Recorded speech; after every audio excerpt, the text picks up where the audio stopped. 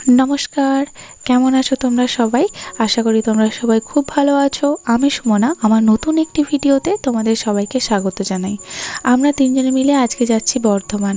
অস্মি যে টুপিটা এবং যে চশমাটা পরেছে সেটা গতকাল মেলা থেকে নেওয়া। অস্মিকে এরকম গোল ফ্রেমের চশমা এই প্রথমবার পরালাম। পরানোর পর এমন একটা অদ্ভুত লাগছে, তোমাদের দাদাভাইকে আমি বলছিলাম অস্মিকে যেন মনে হচ্ছে না লেডি নেতাজি।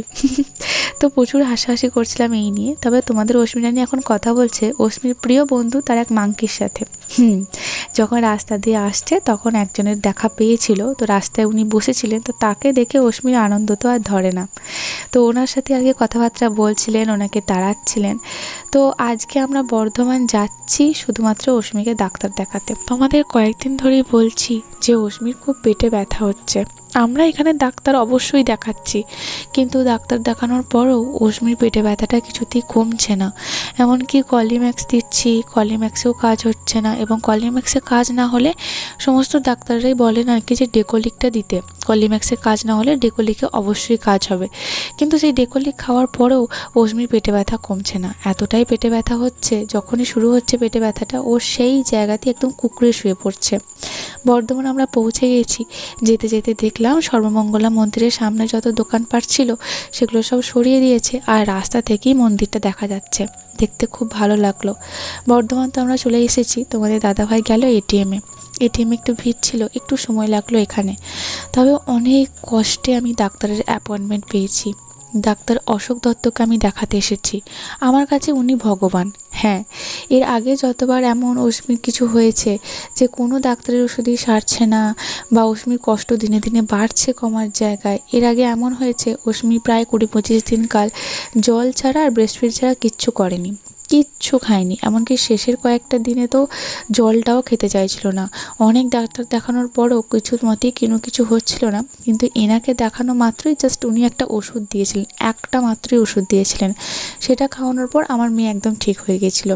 তাই উনি ওনাকে দেখানো মানেই যে হ্যাঁ, দেখানো মানে উনি ঠিক হয়ে, আমার মেয়ে ঠিক হয়ে যাবে, মানে এই রকম একটা কনসেপ্ট আমার মাথায় আর কি হয়ে গেছে। তো সেই জন্য অনেক কষ্টে আমি অ্যাপয়েন্টমেন্ট পেয়েছি। এই ডাক্তার মানে যেমন ভগবান, আর সেরকমই আর কি, মানে ভগবানের দেখা পাওয়া যায় তবু ওনার দেখা পাওয়া যায় না। যারা বর্ধমানের বা এই সাইডের যে সমস্ত মানুষজন আছেন তারা তো নিশ্চয়ই জানো যে কী রকমভাবে অ্যাপয়েন্টমেন্ট পেতে হয়। আমাদের ডাক্তার দেখানো হয়ে গেছে।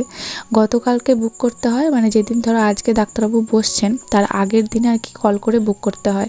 এই যে ডাক্তার দেখানোর পর আমরা যখন গাড়িটার কাছে যাচ্ছি, কারণ তোমাদের দাদাভাই গাড়িটা একটু দূরে পার্ক করেছিল, তো সেখানে একটু হেঁটে যেতে হচ্ছিলো। তো সেখানে একটা ছোট্ট কুকুরের সাথে দেখা হলো। কুকুরটা বেশ কিউট, কিন্তু ওই যে আমার তো একটু কুকুরের প্রতি একটু ভয়ভীতি আছি। তো যাই হোক, চলো এখন আমরা অস্মিকে নিয়ে, আর অনেকটা লেট হয়ে গেছিলো। আমাদেরকে 12টার সময় অ্যাপয়েন্টমেন্টের টাইম দিয়েছিল, কিন্তু ডাক্তারবাবু এসেছিলেনই 1টার সময়। তো দেখতে করতে এটা ওটা করতে ব্যাস ওই 2-2:30 মতো বেজে গিয়েছিলো। আর অস্মির প্রচণ্ড খিদেও পেয়েছিলো, মানে বলছিল মুখে যে খিদে পেয়েছে, কিন্তু আর কি বলবো আর তোমাদের। তো অস্মির জন্য আমি একটা স্পুন আনতে বাড়ি থেকে ভুলে গেছি। প্রত্যেক বাড়ি নিয়ে আসি, এই প্রথমবার আমি অস্মির জন্য স্পুন আনতে ভুলে গেলাম বাড়ি থেকে, কিন্তু ওকে তো খাওয়াতে হবে। তো সেই জন্য রাস্তায় এই যে একটা ভাইয়ের দোকান দেখলাম, ওখান থেকে একটা স্পুন কিনে নিলাম, যেটা নিয়ে আমি অস্মিকে খাওয়াতে পারবো। খুব একটা বেশি দাম নেয়নি, তো স্পুনটা কিন্তু খুব সুন্দর এবং খুব ভারী। তো কিছু করার নেই, তোমাদের দাদাভাই একটু বকাবকি করছিল কেন নিয়ে এলে না, কিন্তু ভুলে গেছি, তো আর আমরা কী করবো বলো। তারপর আমরা অস্মিকে নিয়ে যাচ্ছি আমাদের যে প্রিয় জায়গা, যেখানে বর্ধমান এলেই আমি অস্মিকে খাওয়াতে নিয়ে যাই, টাউন হল। তো আগের দিনে আমি মানে তোমাদের দাদাভাই আমার এক দেওরকে বলেছিল যে নামটা গিয়ে লেখানোর জন্য, মানে ফোন করে নয়। যেমন আমার বাবা একবার না দুবার আর কি, বেশ কয়েকবারই আর কি নাম লিখিয়ে দিয়েছিল গিয়ে, ফোন করতে হয়নি। কিন্তু আমার দেওর গিয়ে দেখলো যে সেই সিস্টেমটা এখন আর নেই, যা করতে হবে আর কি ফোনেই নাম লেখাতে হবে। তো সেই জন্য আমি গতকালকে একদম দুপুর 10টা থেকে সকাল 10টা থেকে 11টা পর্যন্ত তোমাদের দাদাভাই এবং আমার ফোন নিয়ে, দুটো ফোন থেকে আমি লাগাতার কন্টিনিউ আর কি ফোন করেছি। মানে একটা সেকেন্ডের জন্য ফোন করা বন্ধ করিনি। তো লাকিলি আমার ভাগ্যটা ভালো ছিল বলে আমি ফোন পেয়েছিলাম এবং অ্যাপয়েন্টমেন্ট আর কি হয়েছিল। তো সেই জন্য আজকে ডাক্তার দেখানো হলো। তো এই যে অস্মিকে খাওয়াতে কিছুতেই পারলাম না, মানে ওর খিদে পেয়েছে করে পাগল করে দিচ্ছিল, কিন্তু ওই জাস্ট 3 থেকে 4 চামচ খেয়েছে, তারপর আমি ওকে আর খাওয়াতে পারিনি। ওর এটাই সমস্যা আর কি, মানে পেটে ব্যথা আর কিচ্ছু খাচ্ছে না।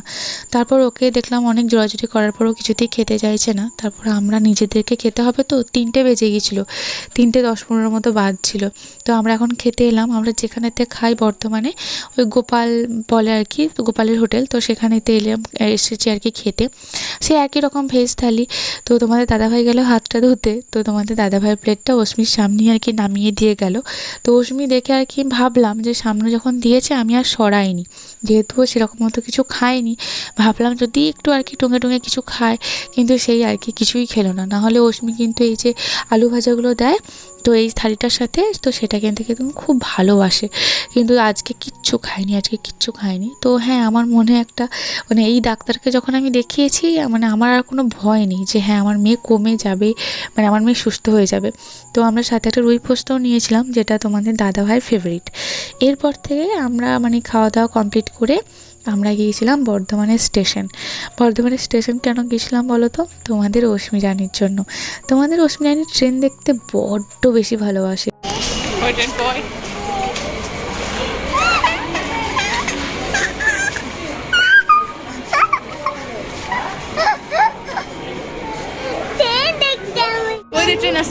ট্রেন আসছে।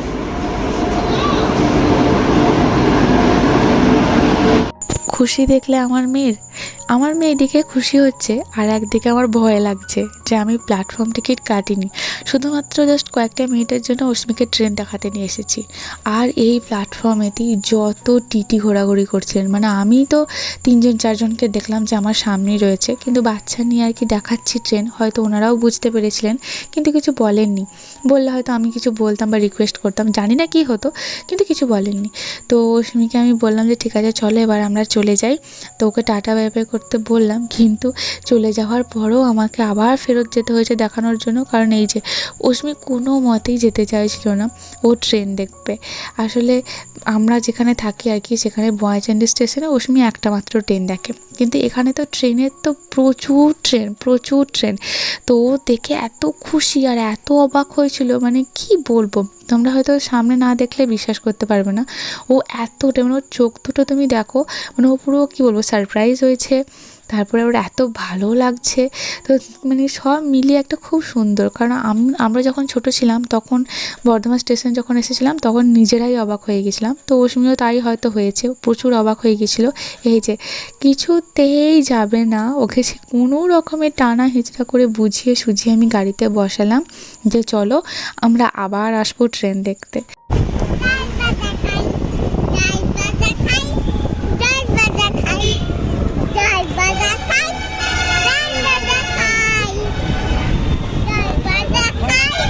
আমরা বাড়ি থেকে প্ল্যান করেই এসেছিলাম, কারণ মনের মধ্যে একটু খুশি কাজ করছিল যে ওই ডাক্তারের অ্যাপয়েন্টমেন্ট পেয়েছি, আর কোনো চিন্তা নাই। তো বাড়ি থেকে যে প্ল্যান করে এসেছিলাম সেটা হলো অস্মির জন্য গরমের কিছু জামা কাপড় নিতে হবে। আগের বছর গরমের জামা কাপড় যেগুলো ছিল সেগুলো সব ছোট হয়ে গেছে, কেমন একটা হয়ে গেছে, ছোট না হলেও মানে এখনও কিছুদিন পরতে পারবে, কিন্তু সে কীরকম হয়ে গেছে, একটু নতুন জামা কাপড় চাই। তো সেই জন্য আমরা প্রথমেতে এলাম এম বাজার। তবে এম বাজার আসা সত্ত্বেও আমি তোমাদের দাদাভাইকে বলেছিলাম যে আমার কী রকম জামা কাপড় অস্মির জন্য চাই। বছরে দুবার মানে আমার বিয়ের আগের কথা বলছি, বছরে দুবার জামা কাপড় কেনা হতো, এক হচ্ছে পুজোর সময় আর এক হচ্ছে এই পয়লা বৈশাখে, মানে এই চৈত্র সেলের সময় 2 বছর জামা কাপড় কেনা হতোই হতো। তো আমিও চাই বা আমিও চেষ্টা করছি এখন থেকে যে আমার মেয়ের জন্য যেন বছরে 2বার অন্তত জামা কাপড় কিনি, কিন্তু 2বার না হলেও অনেকবারই কেনা হয়ে যায়, তোমরা তো সেগুলো সব কিছু ভ্লগে দেখতেই পাও। তো এম বাজারে এসে প্রথমে আমি অস্মির জন্য প্যান্ট দেখছিলাম, কারণ অস্মি যে সমস্ত প্যান্টগুলো বাড়িতে পরে তো সেগুলো বাড়িতে পরার মতনই, বাইরে সেভাবে পরিয়ে বার করার মতো নয়, কিন্তু মানে আমি চাইছিলাম একটু স্টাইলিশও হবে, দেখতে সুন্দরও হবে, কমফোর্টেবলও হবে, মানে সব কিছু মিলিয়ে মিশিয়ে। কিন্তু এখানে যে সমস্ত প্যান্টগুলো দেখছিলাম সেগুলো সব ফুল লেন্থের, তারপর আবার একটু এগিয়ে আসার পর দেখলাম যে সমস্ত প্যান্টগুলো আর কি হাফ সাইজের আর কি, যেগুলো আমি খুঁজছিলাম।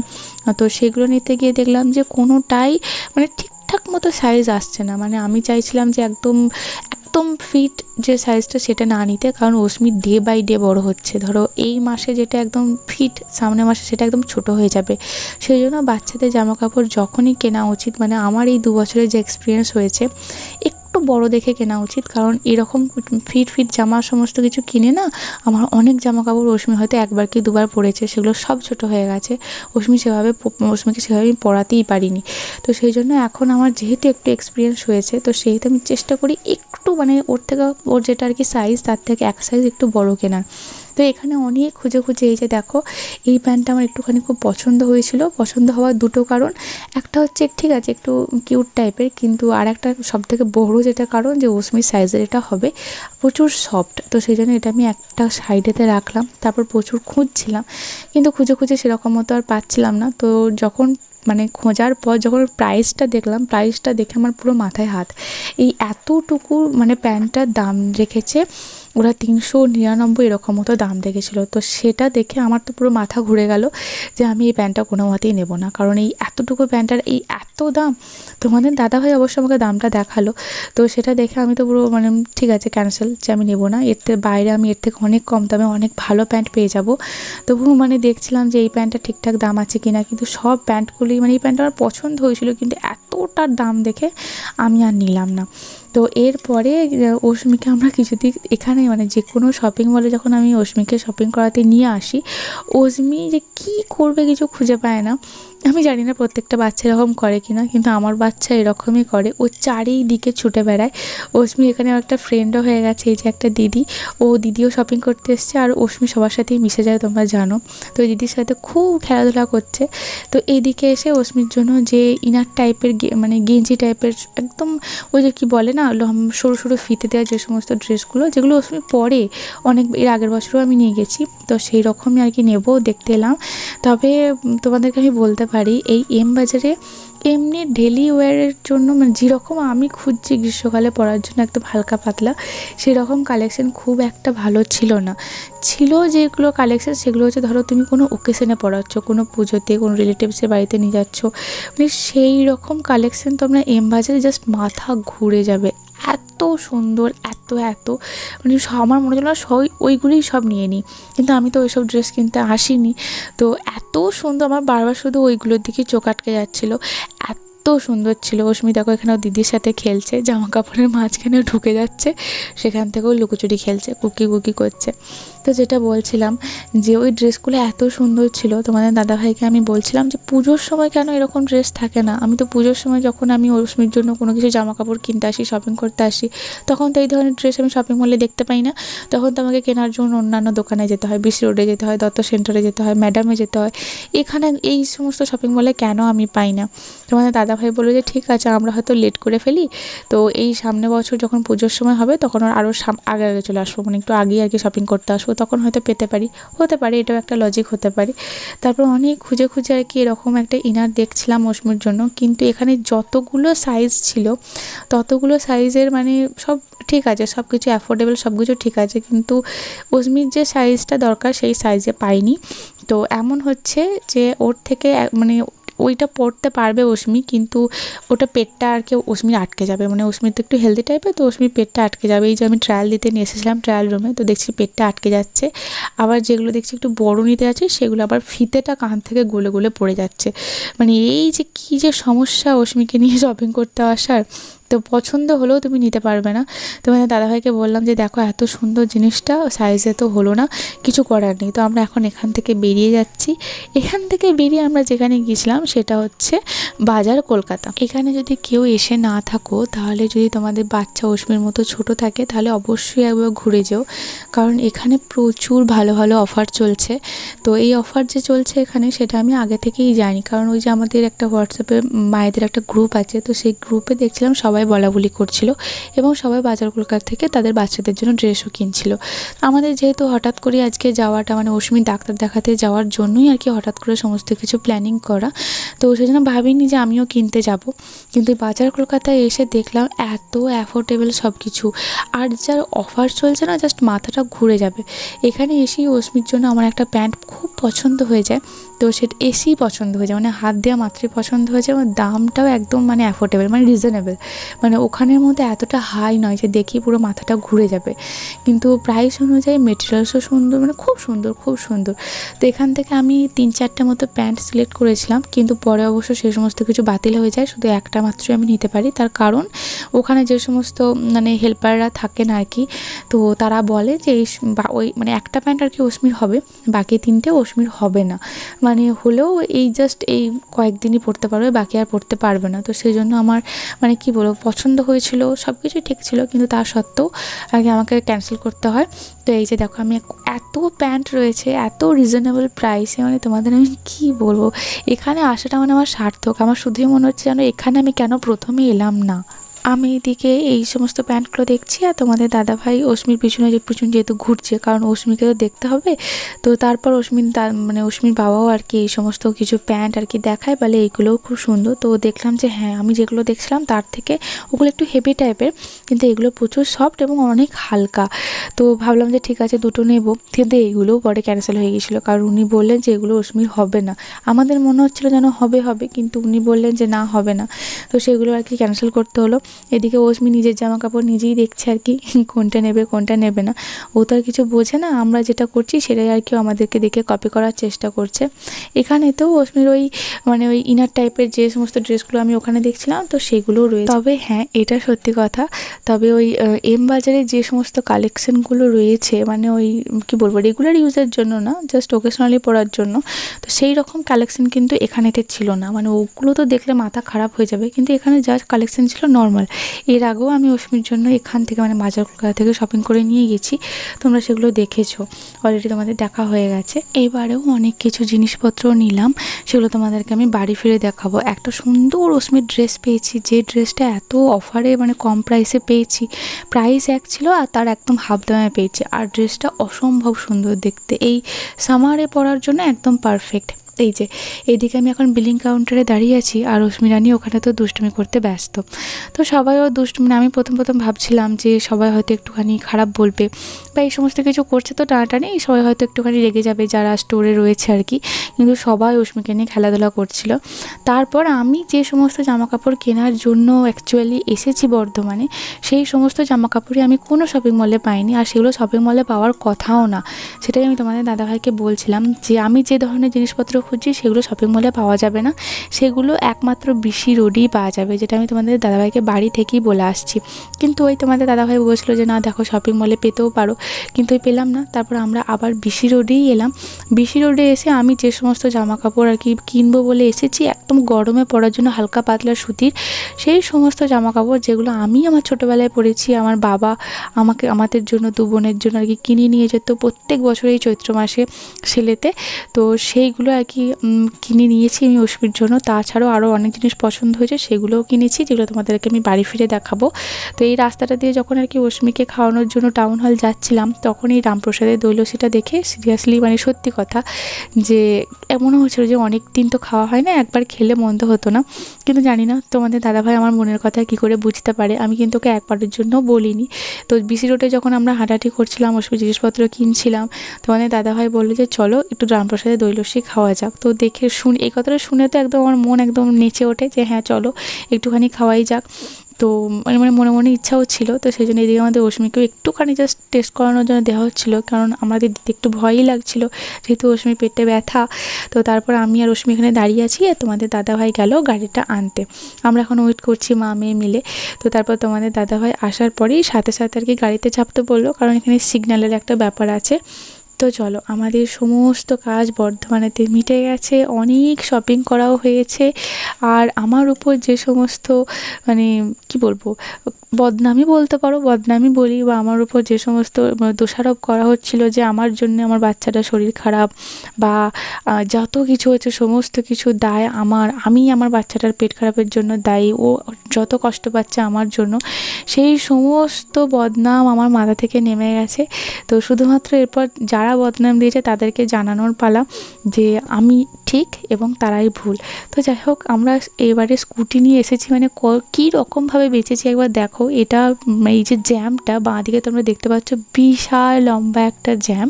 এই জ্যামটা শুরু হয়েছে সদরঘাটের আগে, মানে জাস্ট আমরা তেলিপুকুরটা পেরিয়েছি তারপরেই এই জ্যামটা শুরু হয়েছে। একদম ওই কি সামন্ত পেট্রোল পাম্প আছে তো পোলেমপুরের পর, তো সেখান পর্যন্ত এই জ্যাম। আসলে হয়েছেটা কি, তোমরা মানে বললে তোমাদের হয়তো হাসি পাবে, একটা ট্রাক্টর মাঝ রাস্তায় ফেসে গেছে।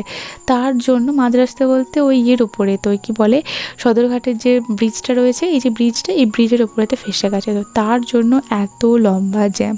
আর তোমাদের দাদাভাই কোন দিকে যাচ্ছে জানো? যে সাইডের যে ফুটপাথগুলো রয়েছে, তো সেই ফুটপাথ ধরে দেখছিলাম যে সমস্ত বাইকগুলো যাচ্ছে, তোমাদের দাদা ভাইও যাচ্ছে সেই রাস্তা দিয়ে। আর তো আমাদেরকে বলছিল যে এক ফোঁটাও নড়বে না, কারণ অতটুকু সরু জায়গা। আর এই এত জ্যাম দেখলে কোনখানটাতে জ্যাম আর কিসের জন্য জ্যামটা হয়েছে, এই কারণের জন্যই এর এত জ্যাম। তো এই ফুটপাথ দিয়ে এককালীন আমরা হেঁটে গেছি। এই রাস্তাটা বরাবর জ্যামের জন্যই বিখ্যাত। আমরা যখন কলেজ যেতাম বা ইউনিভার্সিটি যেতাম, যেখানেই যেতাম, তো তখন আমাদের এই সামন্ত পেট্রোল পাম্প থেকে তেলিপুর পর্যন্ত হেঁটে যাওয়া, মানে প্রায়ই হেঁটে যেতে হতো। কিছু না কিছু এই ব্রিজের উপর হতো, নয় কাজ চলছে, নয় এই হচ্ছে ওই হচ্ছে। তো এবার আর কি আমাদেরকে এই রকমভাবেই যেতে হলো। তবে মাঝখানে একটু আমরা ফেঁসেও গিয়েছিলাম, কারণ ব্রিজের কাজ চলছে, যে স্ট্যাচুগুলো রয়েছে তো সেখানে বাঁশ বাঁধা ছিল, গাড়ি নিয়ে আসতে অনেক অসুবিধা, কিন্তু ওই স্কুটি বলে আর কি যা হোক আর কি পেরিয়ে গেল। তো এই যে আমরা এখন বয়চণ্ডী মায়ের তলায় চলে এসেছি, বাড়ি ফিরে গিয়েছি। অশ্মিও এখন ওষুধ ওকে খাওয়াচ্ছি, মোটামুটি সুস্থ, পেট ব্যথাটা একটু কম আগের থেকে। তো আই হোপ ওর পেট ব্যথা ভালো হয়ে যাবে আর আমার মেয়েও একদম সুস্থ হয়ে যাবে। তো আজকে ভিডিওটা এখানেই শেষ করলাম।